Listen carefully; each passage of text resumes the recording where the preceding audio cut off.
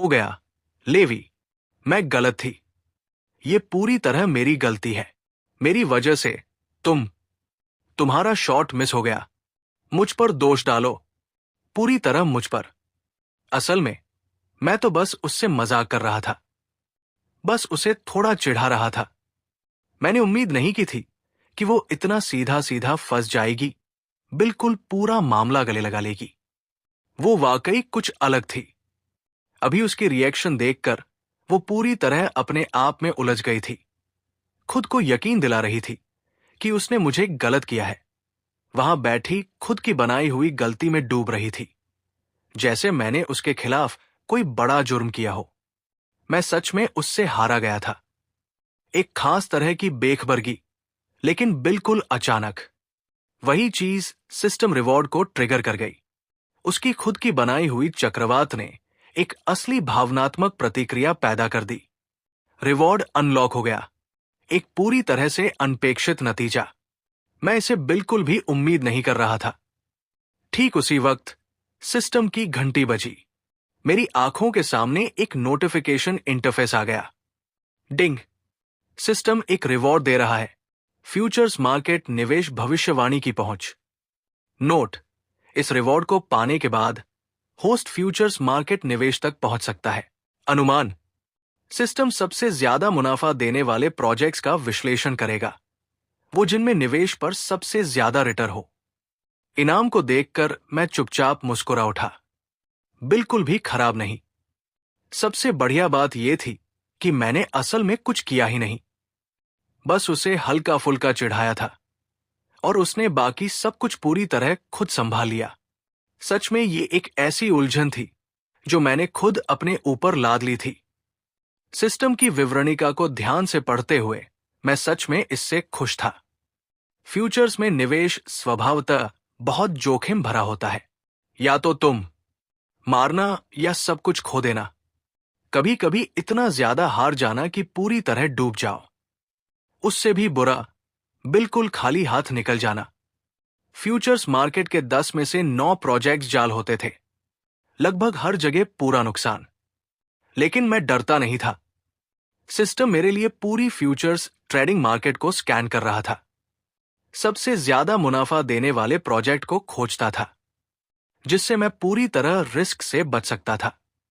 इस टूल के साथ जो भी निवेश करता था, वो लगभग पक्का मुनाफा देता था। मैं गहरे संतोष के साथ मुस्कुराया। पहले ही मैं बाद में अपने फोन पर फ्यूचर्स मार्केट खोलने वाला हूं और सिस्टम को सबसे ज्यादा मुनाफा देने वाला प्रोजेक्ट ढूंढने दूंगा, वो जो निवेश पर सबसे अच्छा रिटर्न दे रहा हो। वैसे पिछले जो प्रोजेक्ट मैंने खरीदा था, वो पहले ही 200 गुना बढ़ चुका था। मुझे लगभग $3 मिलियन आने थे, लेकिन उसमें से करीब 400,000 डॉलर का इस्तेमाल और जगहों पर होना था। तो अभी करीब $2.6 मिलियन बचा हुआ था। इसके बारे में कोई दिक्कत नहीं थी। मैंने पहले ही पैसे निकालने का रिक्वेस्ट दे दिया था। अभी अभी मैंने अपने फोन पर चेक किया। अनुमानित आने वाली राशि, समय आज रात सबसे जल्दी या कल दोपहर 6 बजे तक सबसे देर से था। उसी के बाद उसने एक और मैसेज भेजा। लेवी, मैं सच में बहुत माफी चाहती हूं। मैंने वो जो कहा सिर्फ इसलिए कहा क्योंकि मैं तुम्हारा भला चाहती थी। मुझे डर था कि तुम पैसा खो दोगे। मुझे कैसे पता होता कि वो प्रोजेक्ट 200 गुना बढ़ जाएगा। उस वक्त कीमत गिर रही थी, बहुत बुरा हाल था। लेकिन जो भी हो, तुम्हारा मौका चूकने की वजह मैं ही हूं। मुझे इसका बहुत बुरा लग रहा है। मैं सच में बहुत दोषी महसूस कर रही हूं। घर पर वो थी, पूरी तरह पछतावे की घुमावदार राह। वो मैसेज भेजने के बाद पूरी चुप्पी के साथ सोफे पर बैठ गई। ऐसा लग रहा था जैसे कुछ करना ही पड़े, कुछ ऐसा जिससे पता चले कि उसे माफ करना चाहिए, कुछ करके मुझे खुश करना पड़े। लेकिन जितना ज्यादा वो सोचती, उतना ही खाली हाथ रह जाती। शायद मुझे देर रात का कुछ नाश्ता बना दे, जबकि उसे खाना बनाना बिल्कुल नहीं आता था। बचपन से ही उसे हमेशा एक छोटी राजकुमारी की तरह माना गया था। जब भी उसके माता पिता घर पर नहीं होते, वो उसे पैसे छोड़ जाते और कहते कि बाहर जाकर खा लेना। या तो कोई नौकरानी खाना बनाती थी। अगर उसकी याददाश्त सही थी तो ये उसकी पहली बार थी जब वो रसोई में कदम रख रही थी। थोड़ा डर लग रहा था। उसने अपना फोन निकाला और ऑनलाइन रेसिपी ढूंढने लगी। शायद फ्राइड एग्स बनाए।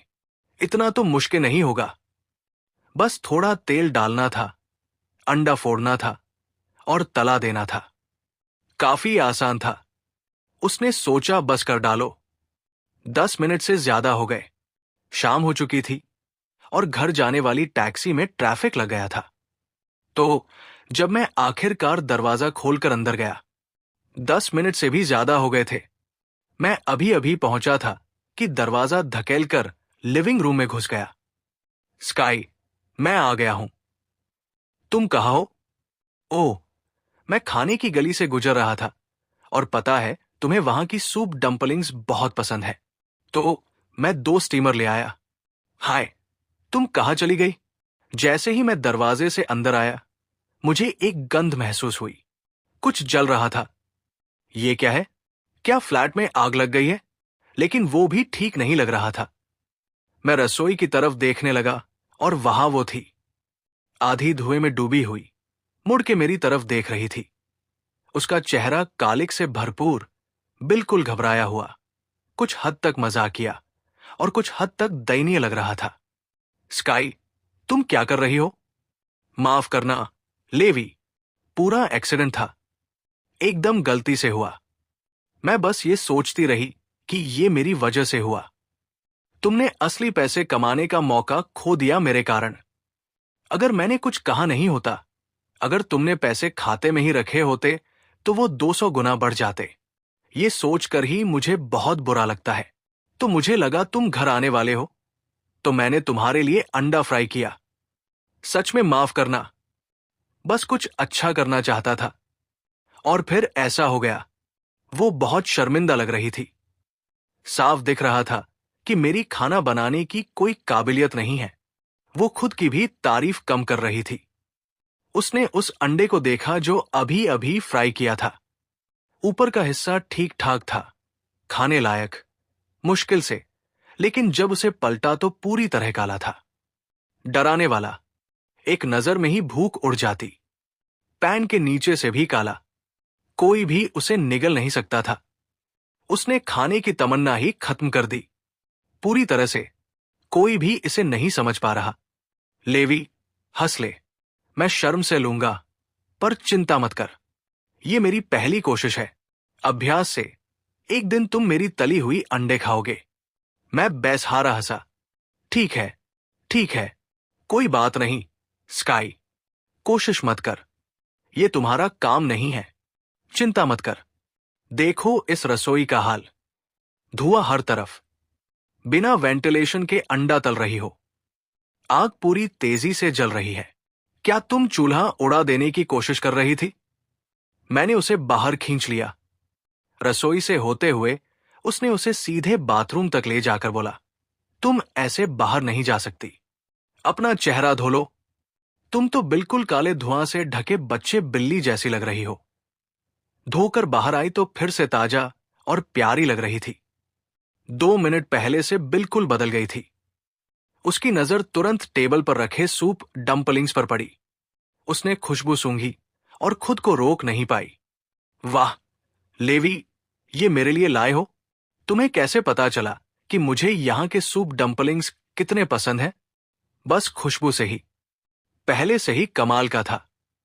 भले ही उसने अभी अपनी चाची और बाकी लोगों के साथ पूरा खाना खा लिया था, लेकिन जब उसने देखा कि मैं उसके लिए कुछ लेकर आई हूं, तो बस इतना ही काफी था। उसने 2 उठाए और सीधे मुंह में डाल दिए। ये सच में बहुत बढ़िया है। लेवी, तुम सच में सबसे अच्छे हो। मैं सच में सोच रही थी कि तुम मुझसे नाराज हो जाओगे। मैंने तो तुम्हें एक जिंदगी बदलने वाला मौका ही चूकवा दिया। तुम्हारा वो मौका जिससे तुम सच में बड़ा नाम कमा सकते थे। और तुम न तो नाराज हो, बल्कि मेरे लिए सूप डम्पलिंग भी लेकर आए। लेवी, तुम सच में बहुत अच्छे हो। मैं सच में, अभी थोड़ा सा झटका लगा है। जब मैं बैठा, स्काई, लोग कहते हैं तुम बिल्कुल बेखबर हो, और वो गलत नहीं है। मैं मजाक कर रहा था और तुमने पूरी तरह से मान लिया। वो ठिठक गई।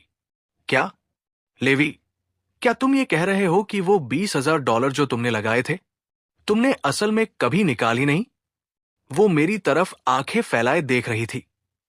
तुम पूरे समय मुझसे धोखा कर रहे थे। तो तुम्हारे पास वाकई अंदर की कोई जानकारी है या कुछ ऐसा?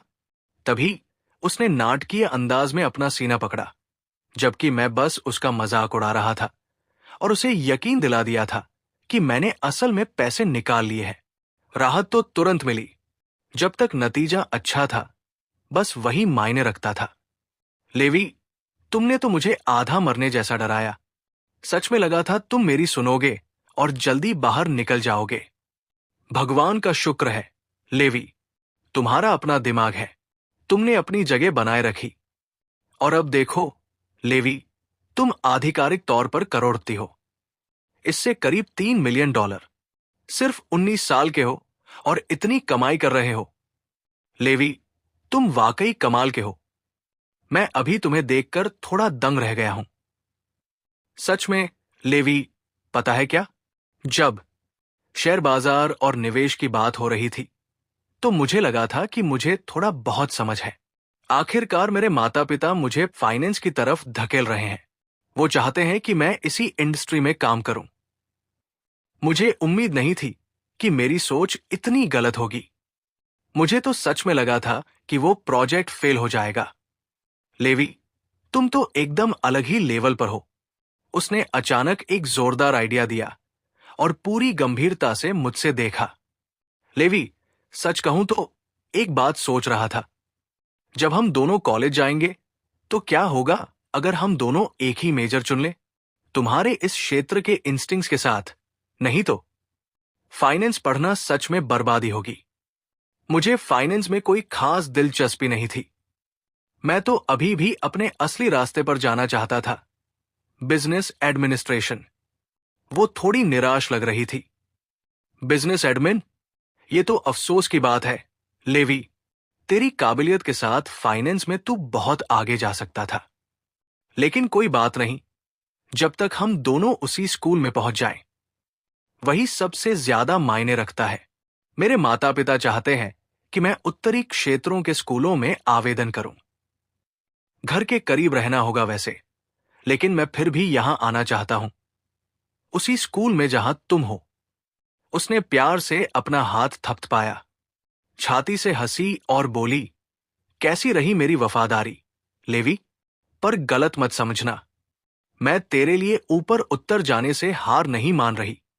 बस यहां रहना मेरे लिए ज्यादा बेहतर है। ज्यादा मत सोच। उसने आखिरी बात पर जोर दिया, लेकिन जितना ज्यादा वो कोशिश करती, उतना ही सच सामने आ जाता। साफ था कि उसने स्कूल वही चुना था क्योंकि मैं यहां था। पर सच कहूं तो लेवी, ये सूप डंपलिंग्स जो तू लाया है वाकई में बहुत बढ़िया है।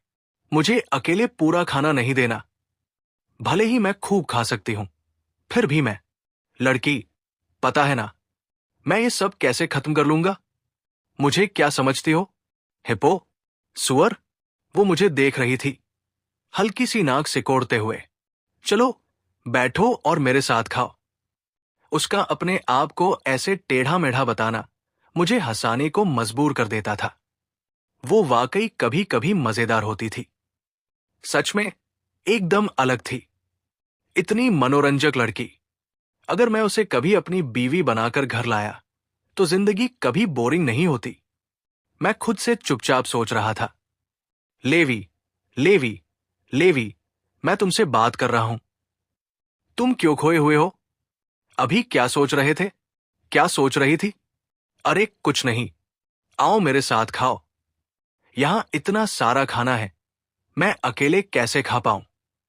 सबने हाँ में सिर हिलाया, सोफे पर बैठ गए और सूप डंपलिंग्स खाने लगे। वो गलत नहीं थी। फूड स्ट्रीट की वो दुकान सूप डंपलिंग्स बनाना बहुत बढ़िया जानती थी। स्वाद बेजोड़ था। भरपूर सूप, भरपूर भरावन, जबरदस्त स्वाद। मेरी तो बात ही छोड़ो, वो अकेली पूरी तरह से दीवानी हो गई थी। जैसे पागल हो गई हो। उसके बाद बाकी शाम आराम से शांति से बीती। मैं सोफे पर बैठा रहा। खाना खाते हुए मैंने अपना फोन निकाला ताकि फ्यूचर्स मार्केट चेक कर सकूं। सिस्टम को अपनी एनालिसिस चलाने दिया। सबसे ज्यादा मुनाफा देने वाला प्रोजेक्ट ढूंढ रहा था ताकि कोई फैसला लेने से पहले सही जानकारी मिल सके। मैं पूरा 2.66 मिलियन लगाने वाला था, पूरी ताकत से। अभी जो भी पैसा था सब लगा देना था। कौन जानता था, शायद ये फिर से डब्बी हो जाए। ये सोचते हुए मैंने अपना फोन उठाया, फ्यूचर्स मार्केट इंटरफेस खोला और बहुत जल्दी सिस्टम की घंटी मेरे कान में गूंजी। सिस्टम एनालिसिस, पोर्क बेली, फ्यूचर्स, निवेश का चक्र 2 हफ्ते का है। अनुमानित रिटर्न अपने पूंजी का 0.5 गुना। मैंने एनालिसिस लिस्ट जल्दी से देखी, जैसे कि पोरक बेली फ्यूचर्स। अगर आप इसमें 1.5 मिलियन लगाओ तो आपको अपने निवेश का 0.5 गुना अतिरिक्त मुनाफा मिलेगा, यानी कि 50% ऊपर से। हाँ, 0.5 गुना रिटर्न पहले से ही बढ़िया था और सिस्टम के चलाने पर यह एनालिसिस 100% गारंटीड प्रॉफिट था, बिल्कुल नुकसान से सुरक्षित। लेकिन इतनी कीमती भविष्यवाणी वाली टूल सिर्फ एक बार इस्तेमाल करनी थी, इसलिए मुझे ध्यान से देखना था। सबसे ज्यादा रिटर्न देने वाला प्रोजेक्ट ढूंढना था। पक्की बात करने से पहले मेरी नजर सिस्टम इंटरफेस पर गई। हर एक फ्यूचर्स प्रोजेक्ट को एक एक करके स्कैन किया। कुछ 0.3 गुना रिटर्न दे रहे थे, कुछ 0.2 पर, और जाहिर सी बात है कुछ तो घाटे में भी थे। कुछ ने -0.4 का प्रोजेक्शन दिखाया। एक ऐसा फ्यूचर्स प्रोजेक्ट भी था जिसे नुकसान दोगुना होने का अलर्ट मिला था। मतलब उसमें पैसा लगाना लगभग पक्की तबाही थी। या तो तुम अपनी पूंजी का 40% गवा देते या सब कुछ खत्म। लेकिन बहुत जल्दी सिस्टम ने सारे घाटे वाले प्रोजेक्ट्स को छांटना शुरू कर दिया, साथ ही कम रिटर्न वाले। सब कुछ ठीक हो गया और आखिर में उसने मेरे लिए एक ही सबसे बढ़िया प्रोजेक्ट चुना, आयरन या फ्यूचर्स। निवेश का चक्र 50 दिन का था। अनुमानित रिटर्न प्रिंसिपल का 3 गुना था। वजह साफ साफ बताई गई थी। कई कारणों के मिलने से आयरन की कीमतें 50 दिन में काफी बढ़ जाएंगी। सिस्टम ने सलाह दी कि अभी खरीदो और 50 दिन बाद जब कीमत चरम पर हो तब बेच दो। अनुमानित रिटर्न शुरुआती निवेश का 3 गुना था। सिस्टम का पूरा विश्लेषण पढ़कर मैं बहुत संतुष्ट था। फैसला हो गया। यही था, 1, प्रिंसिपल का 3 गुना रिटर्न, लगभग 2.6 मिलियन हाथ में। अगर मैंने 50 दिनों में सब कुछ लगा दिया होता तो मेरे पास करीब 8 मिलियन होते, और ये तो सिर्फ मुनाफा था, मूल राशि के ऊपर। मतलब 2.6 मिलियन बेस के अलावा करीब 8 मिलियन का नेट प्रॉफिट होता। कुल भुगतान लगभग 10.6 मिलियन। ऐसा रिटर्न रेट देखकर मैं पूरी तरह संतुष्ट था। लगभग 1 घंटे बाद जो विथड्रॉल मैंने पहले किया था वो पूरा मेरे कार्ड में ट्रांसफर हो गया। परफेक्ट। टाइमिंग एकदम सही थी। मैं सीधे आयरन और फ्यूचर्स में कूद गया। ट्रेडिंग इंटरफेस खोला और पूरे 2.66 मिलियन डाल दिए। सिस्टम की एनालिसिस के पीछे जो प्रेडिक्शन था उस पर मेरा पूरा भरोसा था। एक भी शक नहीं था। वो मेरी तरफ देख रही थी। उसकी आंखें चौड़ी हो गई। लेवी, तुमने अभी क्या किया? तुमने तो सीधे 2.6 मिलियन फ्यूचर्स में लगा दिए। ओ माय गॉड, लेवी, तुम तो बिल्कुल अलग ही लेवल पर खेल रहे हो। मतलब तुम्हारी पिछली कॉल एकदम सही थी। वो प्रोजेक्ट जिसे मैंने छोड़ दिया था तुमने खरीद लिया। वैसे भी ये 200 गुना रिटर्न दे चुका है, लेकिन ऐसे हाई रिटर्न वाले प्रोजेक्ट्स में रिस्क भी उतना ही ज्यादा होता है। लेवी, मुझे लगता है कि तुम्हें सारे अंडे एक ही टोकरी में नहीं रखने चाहिए। समझदारी यही है कि निवेश फैलाओ। इस तरह रिस्क काफी हद तक नियंत्रित हो जाता है। 2.6 मिलियन डालकर पूरा दाव लगाने में तुम्हें डर नहीं लगता कि कुछ अनहोनी हो जाए? वो सच में चिंतित थी। लेकिन फिर उसने सोचा और अपनी बात का अंदाज बदल लिया। या फिर लेवी, क्या तुम्हारे पास इस बारे में अंदर की कोई जानकारी है, जैसे कि लोहे या कीमतों के बारे में तुम्हें पक्का पता हो?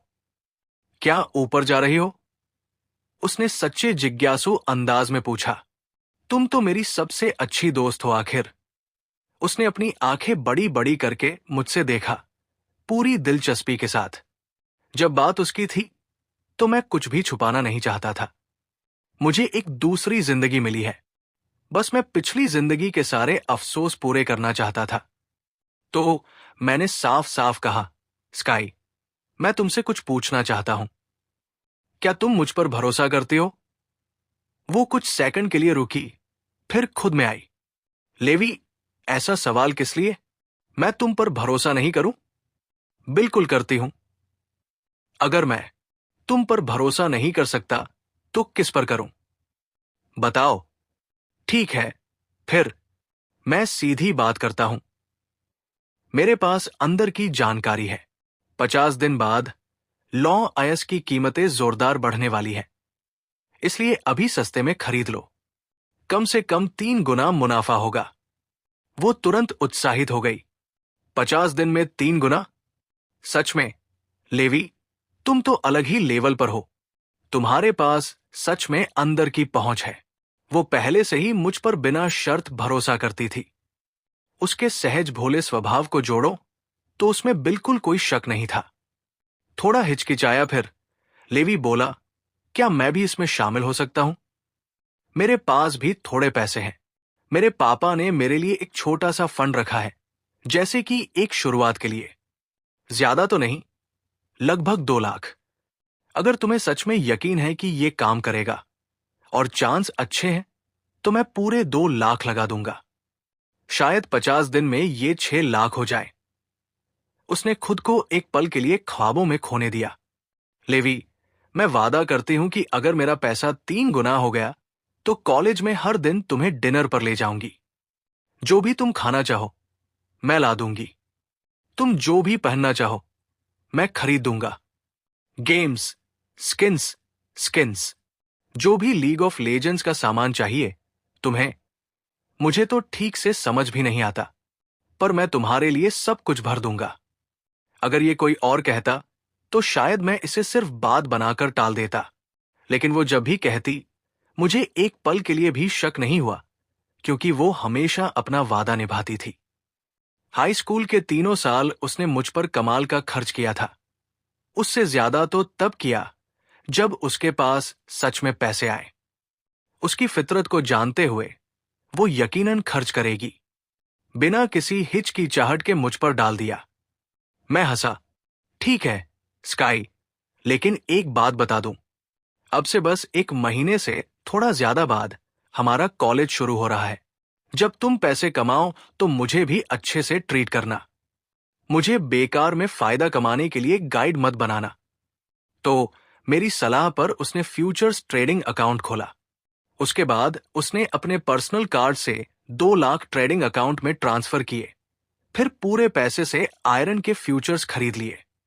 अब बस 1 महीने से थोड़ा ज्यादा इंतजार करना था। जब लोहे के अयस्क की कीमतें तेजी से बढ़ी तो 3 गुना फायदा होता। बारी आने वाली थी। वो उत्साह से झूम रही थी, लेकिन थोड़ा घबराई भी हुई थी। ठीक है, सच बताओ लेवी, भले ही मैं तुम पर 100% भरोसा करती हूं, लेकिन अगर कुछ गलत हो गया तो? मान लो ये 2 लाख पूरी तरह से गायब हो गए। पूरा नुकसान। मेरे माता पिता मुझे बिल्कुल बर्बाद कर देंगे। हो सकता है सच में मुझे फांसी दे दे। ठीक है, ये थोड़ा ज्यादा हो गया, लेकिन अगर ऐसा हुआ, लेवी, मैं ज्यादा कुछ नहीं मांग रही। बस अच्छा बुरा दोनों साथ बांटना। अगर सब गड़बड़ हो गया तो क्या तुम उस मार को भी झेल लोगे? मैं हंस पड़ा, उसकी पूरी तरह गंभीर मुस्कान को देखकर। वो बड़ी बड़ी बेखबर आंखें जो मेरी तरफ देख रही थी। मैं मुश्किल से खुद को संभाल पाया था। स्काई, तुम ये कैसे करती हो? ऐसे मजेदार बातें कैसे कर लेती हो? बिल्कुल सीधी सादे चेहरे पर। मैं बेबस होकर हंसा। ठीक है, मान गया। हाँ लेवी, तुम सच में सबसे वफादार इंसान हो। स्काई जैसी दोस्त के लिए बिल्कुल लायक। लेकिन सच में, लेवी टीएस, आज रात तुम डिलन और जैक के साथ बारबेक्यू के लिए गए थे, फिर मुझे क्यों नहीं बुलाया? मैं जवाब दिया, ये कोई बड़ी बात नहीं थी। बस वो दोनों इस गर्मी में एन्चांट इंटरनेट कैफे में काम कर रहे हैं, है ना? Summer job. पता चला कि नए मालिक ने सबकी तनख्वाह दुगनी कर दी है। दोनों तो इस बात से बहुत खुश थे। उन्होंने जोर दिया कि मुझे भी ड्रिंक्स के लिए बाहर ले चलें। ओह, समझ गया, वो बोलती रही।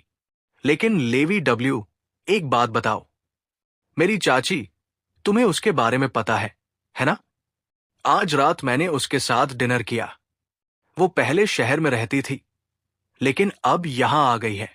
आज दोपहर को तो उसने असल में, मैं एक कंपनी जिसका नाम टाइडल वेव टेक था, वहां इंटरव्यू देने गई थी।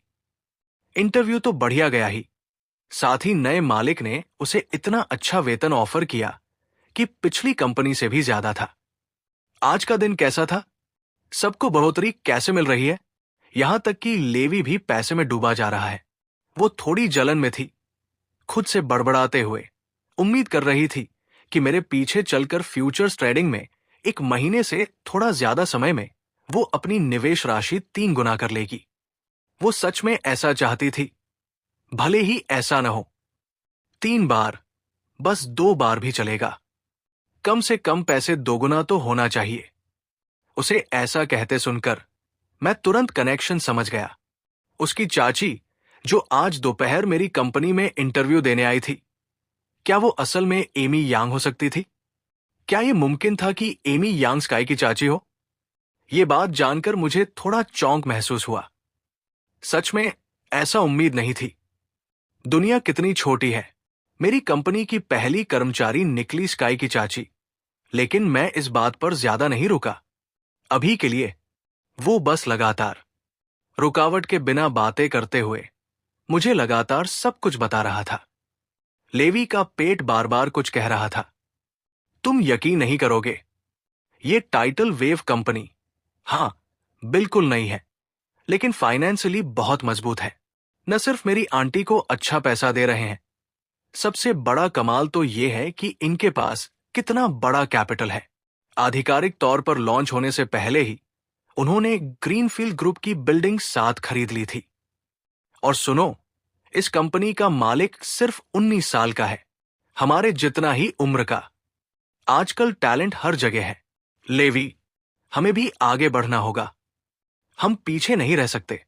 वो सूप डंपलिंग्स खा रही थी, मुंह पूरी तरह भरा हुआ था, और साथ ही मेरे पास चिकन ब्रोथ का कप सरका रही थी, खुद को मोटिवेट करते हुए। अगले 2 महीने की गर्मी में मैं कई जरूरी फाइनेंस की किताबें पढ़कर खत्म करूंगी। ये वो छोटा सा लक्ष्य था जो उसने अपने लिए रखा था। ठीक है लेवी, क्या तुम मेरी एक मदद कर सकते हो? वो एक बार चुप हो गई, जो उसके लिए काफी दुर्लभ था। फिर जल्दी से बोली, मुझे तुमसे कुछ पूछना है। मैं नहीं। पक्का है कि तुम हाँ कहोगी? बताओ, क्या चाहिए? मैं सोफे पर बैठा और उसे देखा।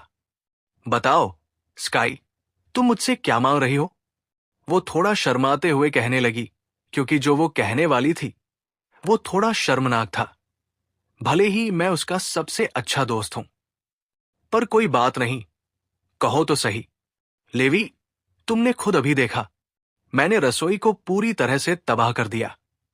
ये साफ दिखा दिया कि मुझे इस काम में बिल्कुल भी टैलेंट नहीं है। तो मैं तुमसे पूछना चाहता हूं, क्या तुम मुझसे खाना बनाना सीखना चाहती हो? नहीं नहीं, ऐसा नहीं है। याद है ना, मैंने वो पपीता पहले खरीदा था। लेवी, तुम मेरे लिए उसे पकाओगे? मुझे रोजाना 2 महीने तक ये खाना है और देखना है कुछ फर्क पड़ता है या नहीं। सुना है ये शरीर के लिए काफी बढ़िया है। मैं ट्राई करना चाहता हूं, लेकिन मुझे बनाना नहीं आता। तुम्हें तो पता है, मैंने अंडा फ्राई करने की कोशिश की थी और रसोई धुआं धुआं हो गई थी। चूल्हा भी लगभग उड़ ही गया था।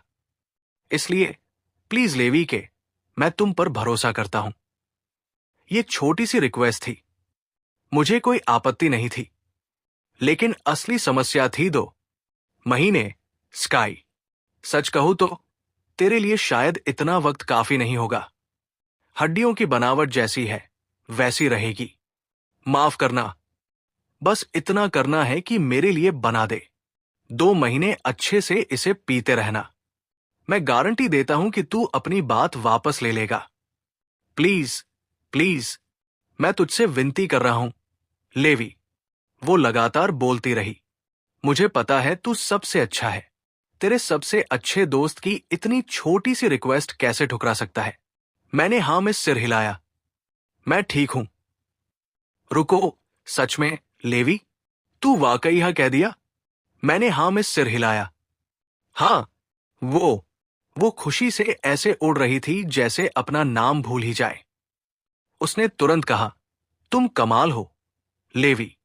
यही तो होती है दुनिया के सबसे अच्छे दोस्त की दोस्ती। बस देखना, किसी दिन तुम्हारे लिए एक गर्लफ्रेंड ढूंढ कर लाऊंगी। खूबसूरत, जबरदस्त और बहुत अच्छी। और अगर नहीं मिली तो मैंने आधा मजाक में कहा, ऐसा कैसे हो सकता है? मेरा सबसे अच्छा दोस्त इतना हैंडसम है। चाहे कुछ भी हो, मैं किसी न किसी को ढूंढ ही लूंगी। लेकिन हां, मजाक छोड़ो, अगर सच में कोई नहीं मिला तो फिर मैं खुद ही कर लूंगी। ठीक है, मैं टीम के लिए झेलूंगा। तुम बस। मैंने उसे तुरंत बीच में रोक दिया। स्काई, बिल्कुल नहीं। वो तुरंत भड़क उठी। लेवी, इसका मतलब क्या है? क्या मैं सच में इतनी खराब हूं? तुम्हारे चेहरे का एक्सप्रेशन देखो। तुम सच में मुझे नीचा दिखा रहे हो। उसने होंठ दबा लिए। लेवी ई, तुम बिल्कुल कृतज्ञ हो। मेरी गर्लफ्रेंड होने में क्या बुरा है? क्या मैं तुम्हारे लिए ठीक नहीं हूं? मुझे लगता है मैं एकदम ठीक हूं। धन्यवाद। मेरी जैसी लड़की जो नेचुरली खूबसूरत हो और ऊपर से बढ़िया पर्सनैलिटी भी हो, ये हर मोड़ पर नहीं मिलता। लेवी, तुम सच में अच्छी चीज को तब तक नहीं पहचान पाते जब तक वो तुम्हारे सामने न हो। उसने एक छोटा, गरिमापूर्ण फुफकारा। लेकिन खैर, वो वाकई जेफरसन हाई की सबसे मशहूर लड़कियों में से एक थी। और ये एक सादा सच था। उसकी खूबसूरती पूरे स्कूल में सच में बेमिसाल थी। लगभग कोई भी उसकी बराबरी नहीं कर सकता था। दूसरा कोई मिलना लगभग नामुमकिन था। लेकिन उसकी शख्सियत की वजह से ज्यादातर लड़कों ने चुपचाप खुद को प्रतियोगिता से बाहर कर लिया था। ऊपर से वो हर दिन मेरे साथ चिपकी रहती थी, जिससे ये सब कुछ शुरू होने से पहले ही बेकार सा लगने लगा था। तो जिन लोगों ने उसे पाने की कोशिश की, वो धीरे धीरे हार मान गए। वैसे भी जितनी खूबसूरत लड़की होती, कुछ हद तक उतने ही कम लोग उसे पाने की हिम्मत करते, क्योंकि सब सोचते थे कि उसकी जैसी खूबसूरती के सामने जीतना नामुमकिन है। इसलिए ज्यादातर लोग कोशिश तक नहीं करते।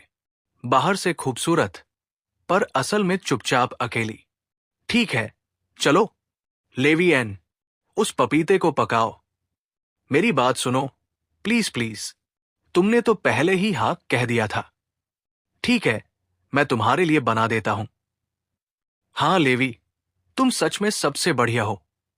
मैंने इंटरनेट से एक रेसिपी देखी, रसोई में गया और पपीते का एक कटोरा बनाया।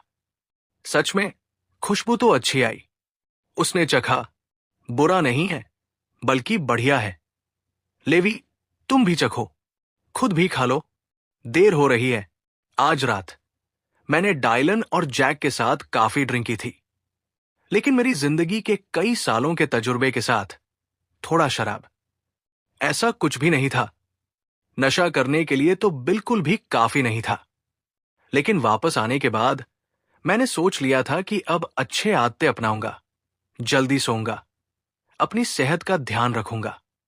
अपनी पुरानी बुरी आदतों को छोड़ चुका था, जैसे कि सिगरेट पीना, शराब पीना, देर तक जागना। रात के लगभग 11 बजे मैं पहले ही सो चुका था। तभी मेरा फोन बजा। इंस्टाग्राम पर एक मैसेज आया था ग्रीनफील्ड ग्रुप की प्रॉपर्टी मैनेजर क्रिस्टल जंग से। वो अभी दोस्तों के साथ डिनर पर थी। काफी वक्त हो गया था जब ग्रुप वाले मिल गए थे, और ये सब होने में काफी मेहनत लगी थी। असल में प्लान था कि खाना खाएं, आराम करें और शायद बाद में कराओके गाने भी जाएं। लेकिन शाम शुरू हुए ज्यादा देर नहीं हुई थी कि उसे एक नोटिफिकेशन आया कि ग्रुप की बिल्डिंग भी पूरी तरह से खरीद ली गई है और वो खरीदार मैं था। जैसे ही उसे ये पता चला, वो पूरी तरह से हैरान रह गई, जैसे असलियत पर शक होने लगा हो। ये क्या हो रहा है? कंपनी के ऑफिस के ये बिल्डिंग्स अब इतने आसानी से कैसे खरीद लिए जाते हैं? ये मिस्टर चेन, उसने अभी अभी बिल्डिंग 7 खरीदी थी ना? वो तो अभी कुछ ही समय पहले हुआ था और अब उसने बिल्डिंग 8 भी खरीद ली। तुम्हें समझना चाहिए था। एक ग्रीनफील्ड कमर्शियल ऑफिस बिल्डिंग की कीमत लाखों में होती है। एक खरीदना ही कमाल की बात थी। और ये मिस्टर चेन ने एक और खरीद ली। बिल्कुल यकीन करना मुश्किल था। उसकी हैरान नजर देखकर जो बिजनेस ब्लेजर में महिला उसके सामने बैठी थी, उम्र करीब 30 के आसपास, शांत और सलीकेदार, बोली, क्या हुआ क्रिस्टल? कुछ हुआ? तुम्हारे चेहरे का वो अंदाज। विक्टोरिया, उसने कहा, तुम यकीन नहीं करोगी। एकदम जवान मिस्टर चेन है। उन्होंने अभी अभी हमारी बिल्डिंग नंबर 7 खरीद ली। याद है ना? हाँ, याद है। तो क्या हुआ? मुझे अभी नोटिफिकेशन आया है। उसी मिस्टर चेन ने ग्रुप की बिल्डिंग नंबर 8 भी खरीद ली है। क्या? ऐसा कैसे हो सकता है? एक के बाद एक 2 बिल्डिंग्स। वो महिला जिसे विक्टोरिया कहा जा रहा था, उसका चेहरा सच्ची हैरानी से फैल गया। ये मिस्टर चेन आखिर है कौन? वो कहाँ है? ऐसा पैसा कहाँ से आ रहा है? क्या ये किसी बड़े फाइनेंशियल ग्रुप का बेटा तो नहीं है? पर अभी तक हमने किसी बड़े फाइनेंशियल ग्रुप के रियल एस्टेट में इतनी बड़ी चाल चलन की खबर नहीं सुनी। क्रिस्टल, तू ये कर, तुरंत मिस्टर चेन से संपर्क कर। कल दोपहर का खाना हम उसे बाहर ले चलेंगे। मैं उससे खुद मिलना चाहता हूं। और मुझे लगता है ये मिस्टर चेन कोई आम आदमी नहीं है। क्या ऐसा नहीं लग रहा जैसे हमें बस किस्मत ही साथ दे गई हो? उसकी कजिन की बात सुनकर क्रिस्टल ने तुरंत सिर हिला दिया। चिंता मत कर, मुझे अभी क्या करना है पता है। मैंने पहले ही मिस्टर चेन को मैसेज किया है कि कल लंच सेट कर लें। बेहतर रहेगा आमने सामने बात करें। फोन पर सब कुछ साफ साफ कहना मुश्किल होता है। लेकिन मैंने देखा मिस्टर चेन ने अभी तक जवाब नहीं दिया। अब काफी देर हो चुकी है, शायद वो सो रहे होंगे, उसने आगे कहा। लेकिन कोई बात नहीं, हम उनके जवाब का कल इंतजार करेंगे। विक्टोरिया, हम दोनों मिलकर उनसे मिलेंगे। बिल्कुल, ठीक है। उसकी कजिन विक्टोरिया ने सहमति में सिर हिलाया। ग्रीनफील्ड ग्रुप में विक्टोरिया की भी एक खास जगह थी। पोजीशन, तेज, काबिल, बहुत असरदार। वो ग्रुप में सालों पहले ही जुड़ गई थी। क्रिस्टल के जाने से पहले ही उसे बिजनेस के हर कोने की पूरी समझ थी। ऐसे कई हिस्से थे जिन्हें क्रिस्टल अभी पूरी तरह से नहीं समझ पाई थी। और कई बार क्रिस्टल को सलाह के लिए विक्टोरिया के पास जाना पड़ता था। क्रिस्टल, मैं तुमसे ईमानदारी से बात करती हूं। मैं इस ग्रुप के साथ सालों से हूं। मैंने तुम्हारे माता पिता के साथ हर तरह के डील्स में मदद की है। मैंने इतने बिजनेस फंक्शंस अटेंड किए हैं कि गिनती नहीं कर सकती। और बहुत सारे टैलेंटेड, सफल युवा उद्यमियों से मिली हूं। उनसे भी कई ज्यादा। काफी तगड़ी नकदी रिजर्व थी। लेकिन मिस्टर चेन जैसे किसी शख्स का लगातार 2 कमर्शियल ऑफिस बिल्डिंग्स खरीदना सच में कम ही देखने को मिलता है। जीसीपी, ये वाकई में बहुत खास है। आप जानते ही हैं कि एक अकेली ग्रीनफील्ड ऑफिस बिल्डिंग को पूरी तरह से खरीदना हो तो उसकी कीमत कम से कम करोड़ों में होती है। इस साल अर्थव्यवस्था ज्यादा अच्छी नहीं रही। इतनी बड़ी नकदी के साथ कोई कंपनी बहुत कम ही होती है। क्रिस्टल ने सिर हिलाया। बिल्कुल सही, इगाटोरिया। मुझे भी लगता है कि मिस्टर चेन कोई आम आदमी नहीं है। तो जब हम उनसे कल मिलेंगे तो हमें सम्मानजनक, जाहिर सी बात है, ऐसे क्लाइंट को हम नाराज नहीं कर सकते। कौन जाने, वो किसी बड़े वित्तीय साम्राज्य का वारिस हो सकता है। दोनों चचेरे भाई आपस में धीरे से बात करने लगे। सामने बैठी लड़कियां जिज्ञासु होकर उनकी तरफ देखने लगी। तुम दोनों फिर से काम की बात कर रहे हो। हम इतने कम ही मिल पाते हैं और तुम अभी भी कंपनी के बारे में सोच रहे हो। दिमाग से भी आराम नहीं लेते। कोई आश्चर्य नहीं कि ये शहर का सबसे बड़ा रियल एस्टेट ग्रुप है। काश मेरे पापा की कंपनी भी कभी वहां पहुंच जाए। चलो चलो, सब लोग ग्लास उठाओ। दोनों चचेरे भाई दोस्तों के साथ डिनर खत्म करके देर रात तक घर नहीं लौटे। रात जल्दी बीत गई। सुबह जल्दी, लगभग 7 बजे की बात थी। आखिरकार गर्मियों की छुट्टियां थी। स्कूल नहीं था तो जल्दी उठने की कोई वजह नहीं थी। पिछले कुछ दिन मैंने सुबह जल्दी उठकर वर्कआउट किया था, लेकिन कभी कभी सबको आराम की जरूरत होती है। आज सुबह खासतौर पर आराम करने का मन था। मैं सोया रहना चाहता था, लेकिन पूरी तरह जागने से पहले ही मुझे कुछ दबाव महसूस हुआ। वो थी, लेवी, लेवी, उठ जा। चलो नाश्ता कर लेते हैं। मैं तो बहुत जल्दी उठ गया था। बाहर गया और तुम्हारे लिए नाश्ता ले आया। एग रोल्स और वॉन्टन सूप, तुम्हारे पसंदीदा। अभी भी गर्म है, जल्दी खा लो, ठंडा हो जाएगा। उसकी आवाज से नींद खुली। मैंने कपड़े बदले और खुद को खींचते हुए बेडरूम से बाहर निकला। उसके पीछे पीछे लिविंग रूम में गया और सोफे पर गिर पड़ा। लेवी, 1 मिनट रुक, मैं कटोरे ले आता हूं। वो रसोई में चली गई और कुछ कटोरे लेकर आई। फिर नाश्ते की चीजें प्लास्टिक बैग से निकालकर रख दी।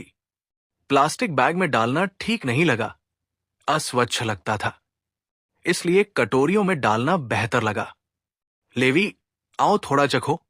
ये एग रोल वाला स्टॉल सच में कमाल करता है। मुझ पर भरोसा नहीं होता? खुद चखो। और वो वॉन्टन सूप, उसके लिए मैं काफी दूर तक गया था। स्कूल के पास तक जाकर तुम्हारे लिए लाया। वो तुम्हारा सबसे पसंदीदा जगह नहीं है, उसने मुझसे मुस्कुराकर कहा। खैर, लेवी, मेरा जैसा सबसे अच्छा दोस्त पाकर तुम्हें कितना अच्छा लगता होगा। तुझसे और मुझसे कहूं तो कभी कभी मैं खुद को भी काफी बढ़िया सोचता हूं। वह, क्या ये ज्यादा खुद की तारीफ तो नहीं हो रही? मैंने हंसते हुए कहा। स्काई, ये तो वाकई में थोड़ा खुद को समझने जैसा है तुम्हारा। कम से कम तुम्हें पता तो है। अरे लेवी, इसका मतलब क्या है? एक भी थोड़ा सा सम्मान नहीं। तुम मुझे खुद में मग्न कह रहे हो? उसने फुफकारते हुए कहा। मैं सुबह जल्दी उठी, तुम्हारे लिए खास वॉन्टन सूप लेकर आई, और मुझे खुद की तारीफ करने वाला कहा जा रहा है। लेवी, तुम सच में ऐसा कह रहे हो? मुझे तो सुबह सुबह अपने आप को बिस्तर से उठाना पड़ा, और मैं तो सोने की कितनी शौकीन हूं। इतनी जल्दी उठकर तुम्हारे लिए जाना पड़ा। नाश्ता, तुम्हें खुद को खुशकिस्मत समझना चाहिए। तुम्हें मेरी तारीफ करनी चाहिए। यही तो स्क्रिप्ट थी। तुम स्क्रिप्ट क्यों नहीं फॉलो कर रहे हो? उसने गुस्से में फूंक मारते हुए दिखावा किया, फिर अपने एग रोल का एक कौर लिया। ऐसा नहीं था कि सब कुछ मेरे बारे में था। वो दुकान उसकी भी फेवरेट थी। हाई स्कूल के 3 सालों में ऐसे दिन आए जब हम दोनों में से कोई भी कैफेटेरिया का सामना नहीं कर पाता था। हम स्कूल से निकलकर चोरी छिपे खाना लेने चले जाते या किसी और को मना लेते कि वो हमारे लिए ले आए। वो वॉन्टन की दुकान और एग रोल वाली ठेली स्कूल के बिल्कुल बाहर थी। गेट्स सच में इलाके के बाकी जगहों से काफी बेहतर था। स्वाद बिल्कुल ही अलग लेवल का था। ठीक है, ठीक है, मैं मजाक बंद करता हूं, मैंने आगे कहा। आज सुबह तुम सच में अच्छा किया, एक सुनहरी स्टार के लायक। देखो, कहा ना, जल्दी उठना, तुम्हारे लिए नाश्ता खरीदना। कम से कम कुछ अच्छा तो बोलो। मुझे ताना देना बंद करो। वो मुस्काई, फिर झुककर अपने कटोरे से खाने लगी। टेबल मैनर्स कुछ खास नहीं थे। वो सारी शालीनता और नाजुकपन वाली बातें पूरी तरह बेकार थी। जबकि वो उसके पास आई। पर सही कहो तो स्काई, आज सुबह तुम कुछ ज्यादा ही प्यारी लग रही हो। सुबह सुबह उठ के खाना लेकर आए हो। चलो बताओ ना, अब मुझसे क्या चाहिए तुम्हें? आज मेरा मूड ठीक है, शायद मैं मान भी जाऊं। मैंने सीधे साधे कहा। लेवी, तुम हमेशा मेरे बारे में ऐसा क्यों सोचते हो? उसने मुझ पर आधा गुस्सा, आधा हंसते हुए देखा। उसने जोर देकर कहा, सोचो तो सही, हमारी दोस्ती कैसी है। 3 साल से सबसे अच्छे दोस्त। मैं सुबह जल्दी उठ के अपने सबसे अच्छे दोस्त के लिए नाश्ता ले आती हूं। क्या ये सबसे नेचुरल बात नहीं है? दुनिया की सबसे बड़ी बात? लेवी, तुम हमेशा मुझ पर शक करते रहते हो। असली वजह कि मैं सुबह जल्दी उठकर इतनी दूर जाकर खाना लेकर आई, वो ये थी कि तुम्हें धन्यवाद कह सकूं। उसने आगे कहा, कल रात तुमने मुझे फ्यूचर्स ट्रेड के बारे में समझाया था और मैं बार बार सोच रही हूं, अगर ये सच में 3 गुना हो गया तो? वाह! अगर ऐसा हुआ तो स्काई अमीर हो जाएगी। $2 लाख सीधे 6 लाख में बदल जाएंगे। वो अपने ख्यालों में खो गई। अगर सच में 3 गुना हो गया तो ये पागलपन जैसा होगा। बस सोचकर ही मन में खुशी से कूदने का मन करता है। तो मुझे अपनी सराहना जरूर जाहिर करनी है। मेरी सबसे अच्छी दोस्त ने मुझे पैसे तक पहुंचाया। अगर मैं बदले में कुछ अच्छा नहीं करती तो ये बहुत बुरा होता। अगर तुम्हें मुझसे दूर रहना सहना मुश्किल है तो बस कह दो। उसने खास तौर पर यह भी कहा, लेवी भी, बेटी, मैं तुमसे ईमानदारी से कह रही हूं। तुम्हें पता है मैं कैसी हूं? तुम्हें सबसे ज्यादा पता है कि मैं वो नहीं जो अपनी जड़ें भूल जाए। सही है ना? तो जब पैसे आएंगे, चाहे वो 3 बार हो, 1 बार हो या 2 बार, इससे कोई फर्क नहीं पड़ता। मैं शिकायत नहीं करने वाला हूं। लेकिन अगर वाकई 3 गुना हो गया तो मैं तुझसे एक हिस्सा बांटने का प्लान कर रहा हूं। आखिरकार तू ही तो मुझे यहां तक लेकर आया है। तुझे हिस्सा देना ही पड़ेगा। मैं खुद के लिए 1.5 लाख रखूंगा, बाकी सब तेरा। उसकी शक्ल सूरत सीधी सादी थी, इसलिए जब भी कुछ कहती तो बाद में जरूर पूरा करती। बस खाली बातें नहीं होती थी। वही उसकी असली पहचान थी। मैं उससे इतना पैसा नहीं ले सकता था, लेकिन अभी कुछ नहीं बोला। इंतजार करूंगा, अभी से 1 महीने बाद तक। जब पैसों का असली इंतजाम हो जाएगा तब सोचेंगे। ओह, सही कहा। लेवी लगभग भूल ही गया था कि शायद आज मैं दोपहर के खाने में घर नहीं रहूंगा। आज सुबह जब मैं बाहर खाना लेने गया था तो जेड और रेन से टकरा गया और हमने उसी वक्त लाइब्रेरी में साथ पढ़ने का प्लान बना लिया। मैंने सिर हिलाकर कहा, ठीक है, जाओ, मुझे ज्यादा याद मत करना। उसने मुझसे मुस्कुराकर कहा, क्योंकि मैंने इतनी जल्दी और साफ साफ जवाब दिया, उसे भी कुछ बोलना था। अगर तुम मेरे बिना नहीं रह पाओगी, बस बोल देना, मैं कभी भी उन्हें कैंसिल कर सकता हूं। तेरे साथ घर पर ही रह लेंगे। मेरा मतलब है, जेड और रेन, हम 3 साल तक साथ में हॉस्टल में रहे, साथ खाना खाया, एक ही कमरे में सोए।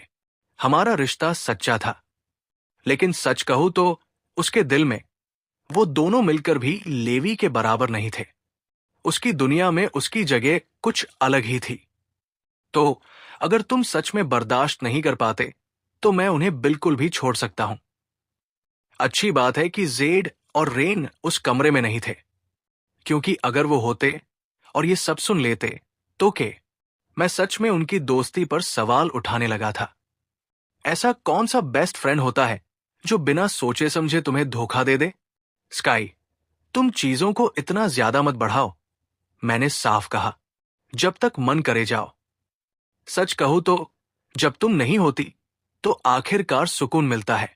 जब तुम होती हो तो कभी चुप नहीं रहती। तुम मुझे पागल कर देती हो। मैंने जानबूझकर कहा, लेकिन सच तो यह है कि उसके साथ रहना सच में खुशी देता था। उसके होने से जिंदगी ज्यादा दिलचस्प लगती थी। एक मजेदार, खूबसूरत लड़की का साथ होना ही कुछ और था। मेरे पास ही थी। सच में बहुत बढ़िया था।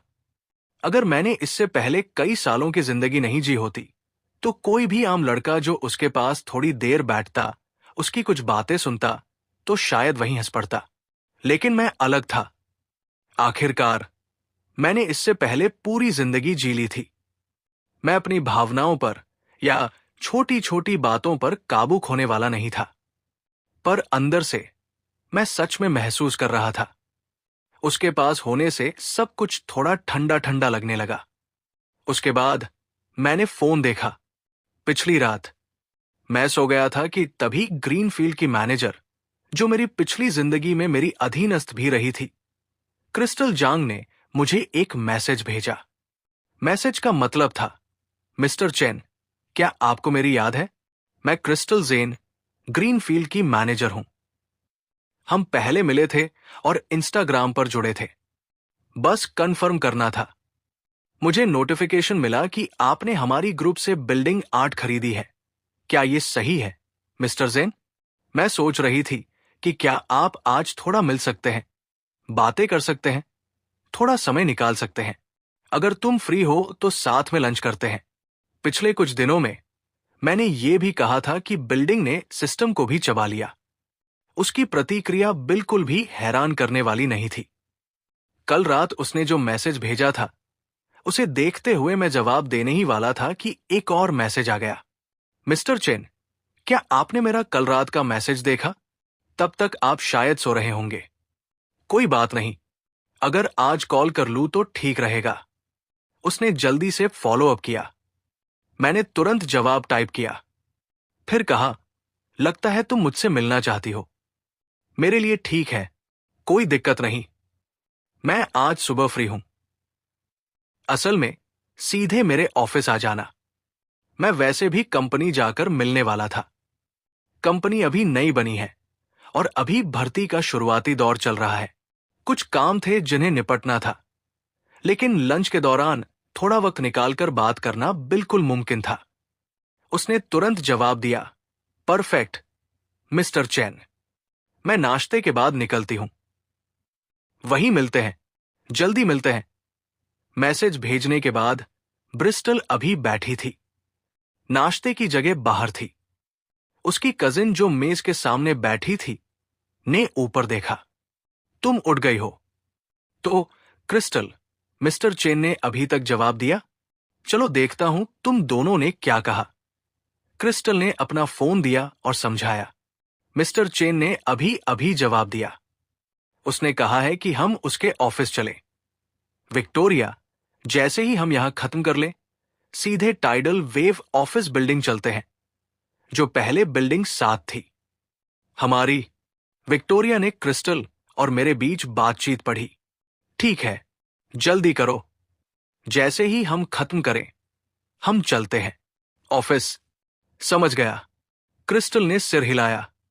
नाश्ता खत्म करते ही दोनों कार में बैठे और ग्रीनफील्ड कमर्शियल प्लाजा की तरफ चल पड़े। मेरी कंपनी का ऑफिस बिल्डिंग उसी प्लाजा के ठीक बगल में था, शहर के सबसे प्रमुख व्यावसायिक इलाके के दिल में। इसलिए ही एक बिल्डिंग की कीमत इतनी जबरदस्त थी, कई करोड़ डॉलर। जब दोनों टाइडल वेव्स ऑफिस के दरवाजे पर पहुंचे तो देखा कोई पहले ही अंदर जा रहा था। वो मेरी एचआर डायरेक्टर एमी यांग थी। क्या बताओ, आप कौन हैं? यहां किससे मिलने आई हैं? उसने दोनों महिलाओं की तरफ देखा और पूछा। नमस्ते, मैं ग्रीनफील्ड की मैनेजर हूं। हम पहले आपकी कंपनी के सीईओ मिस्टर चेन से मिल चुके हैं। हम पहले ही इंस्टाग्राम पर संपर्क में हैं। हमारी आज सुबह एक मीटिंग भी शेड्यूल है। एमी ने सिर हिलाया। अच्छा, समझ गई। अगर आप सीईओ चेन से मिलनी आई हैं, तो कृपया अंदर आइए। तीनों साथ में बिल्डिंग के अंदर चले गए। चूंकि कंपनी अभी हाल ही में स्थापित हुई थी, इसलिए आज ऑफिस में सिर्फ एचआर डायरेक्टर ही मौजूद था। लेकिन भर्ती का काम पहले ही शुरू हो चुका था। आज के लिए अनुमानित संख्या इससे अधिक थी। 30 उम्मीदवारों का इंटरव्यू लेना था, क्योंकि मैं काफी उदार रहा था। ऑफर किया गया वेतन पैकेज वाकई में शानदार था। पैसे ऐसे खर्च हो रहे थे जैसे हवा के साथ उड़ रहे हों। जाहिर सी बात है, आवेदकों की संख्या और रिज्यूमे की क्वालिटी दोनों ही बेहतरीन थी। ये दिन बहुत व्यस्त होने वाला था। उसने खुद को याद दिलाया कि चीजें फिसलने न पाएं। कंपनी में एचआर डायरेक्टर के तौर पर, जहां अभी शुरुआत ही थी और स्टाफ भी बहुत कम था, मेरे आने से पहले उसे यह सुनिश्चित करना था कि मेहमानों का ठीक से ख्याल रखा जाए। और उसने नेतृत्व किया। मेरे ऑफिस की ऊपर वाली मंजिल पर मेरे दो छोटे भाई आए, दो चाय के कप डाले, फिर बैठ गए और एमी के अकाउंट के जरिए बातें करने लगे। दोनों ने जाना कि भले ही ये कंपनी एकदम नई थी, लेकिन जो सैलरी दी जा रही थी वो काफी ज्यादा थी। क्रिस्टल सच में हैरान रह गई। ऐसा स्टार्टअप इतना अच्छा पैसा कैसे दे सकता है? तुम्हारा सीईओ मिस्टर चेन वाकई कमाल का है। वो साफ दिख रहा था कि उसे झटका लगा था, क्योंकि उसकी अपनी फैमिली की कंपनी शहर की सबसे बड़ी रियल एस्टेट कंपनी थी। हर साल वो इतनी कमाई करती थी जितनी ऐसे लोग जिनसे जिंदगी भर मिलना भी मुश्किल होता है। ये कंपनी तो नेशनल टॉप 500 में भी शामिल थी और काफी ऊपर रैंक करती थी। इतनी बड़ी कंपनी जब नए प्रोजेक्ट्स या इन्वेस्टमेंट शुरू करती थी तो शुरुआत में ही ज्यादा वेतन कभी नहीं देती थी। खर्चों पर काबू रखना हमेशा प्राथमिकता होती थी।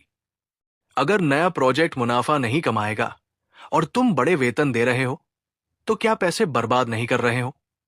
आपके मिस्टर चेन अपनी टीम का सच में बहुत ध्यान रखते हैं।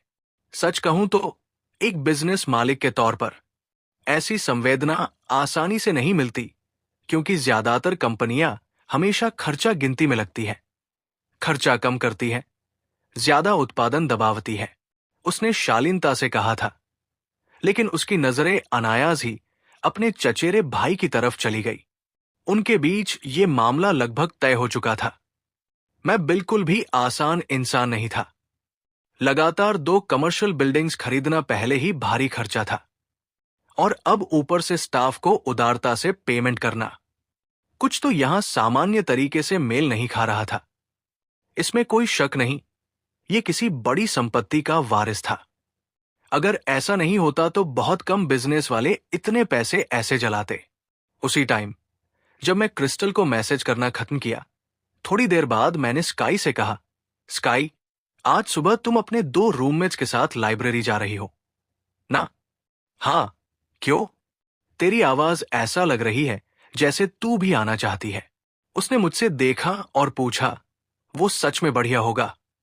मैं चाहूंगी कि तुम लाइब्रेरी आओ। तुम कुछ बिजनेस मैनेजमेंट की किताबें पढ़ सकते हो। कॉलेज में जाने से पहले तुम्हें ये सब पता होना चाहिए। बुनियाद सबसे पहले शुरू करो। चलो इसे किसी और वक्त करते हैं। मैंने कहा, आज सुबह मुझे कुछ काम निपटाना है। तुम पिछले कुछ दिनों से बहुत व्यस्त रहे हो। भले ही उसे पता नहीं था कि मैं असल में किस काम में व्यस्त हूं। वो सच में जानना चाहती थी, लेकिन मैंने बात नहीं बढ़ाई तो उसने भी नहीं पूछा। नाश्ता खत्म हुआ। उसने अपने सामान समेटे, जल्दी से अलविदा कहा और लाइब्रेरी की ओर चल दी, और मैं थोड़ी देर बाद ऑफिस की तरफ निकल पड़ा। हम दोनों साथ बाहर निकले, फिर अपनी अपनी तरफ चले। अलग अलग रास्ते हो गए। मैं ग्रीनफील्ड प्लाजा की तरफ चल पड़ा और वो टैक्सी पकड़ गई। करीब 10 मिनट बाद हम प्लाजा के बीचों बीच वाले फव्वारे के पास पहुंचे। जेड और रेन पहले ही वहां इंतजार कर रहे थे। क्या सच में स्काई पर भरोसा किया जा सकता है? हमने लाइब्रेरी में पढ़ने का प्लान बनाया था, पर वो कहीं दिख नहीं रही। टाइम का कोई अंदाजा नहीं। उसने हमें छोड़ तो नहीं दिया, है ना? रेन ने सिर हिलाया। सच कहूं तो मैं भी इस बात को पूरी तरह नकार नहीं सकता। पहली बार तो नहीं है ऐसा। याद है वो दूसरी बार? एक और घटना हुई थी। हमारे स्काई के साथ प्लान थे। एक वीकेंड हम सब एक्वेरियम जाने वाले थे, पर वो अचानक उससे बास्केटबॉल खेलने भाग